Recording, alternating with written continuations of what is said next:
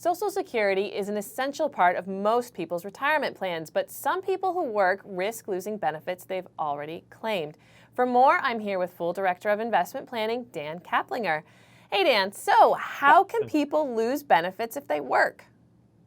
Well, basically what it comes down to is this. If you decide both to take early benefits under Social Security, which you can do as early as age 62, but you continue to work at some point before you reach your full retirement age, which for most people right now is age 66, then you run the risk of losing some benefits if your total wages are above a certain limit. Now this year that limit is $15,120.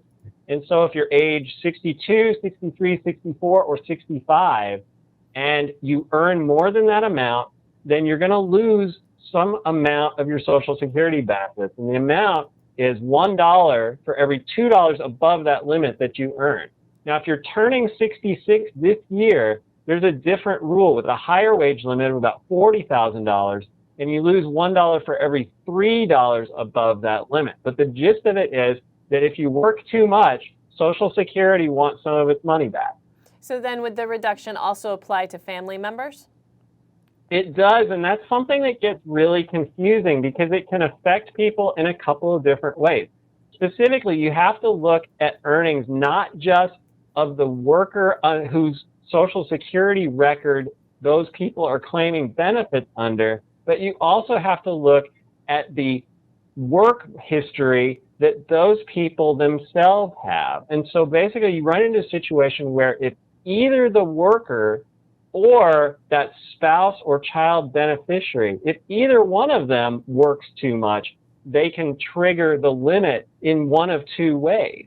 And so it is something that applies to family members, and it can actually apply to a family member when it doesn't apply to the original Social Security recipient in the first place. So what should you do to avoid losing your benefits? You know, basically the best choice is to think forward and anticipate. If you think you're going to work after you reach age 62, you should really think twice before you take early benefits. If you can delay those benefits, you'll actually get a higher payout when you do retire and decide to start collecting Social Security. And so it can really be a win-win to avoid this whole question entirely by waiting until you're fully retired before you take Social Security. All right, thanks, Dan. If you're looking for more on Social Security, you can stay tuned to Fool.com, but you can also check out Dan's special report by clicking on the link above the video. Until next time, I'm Allison Southwick. Fool on.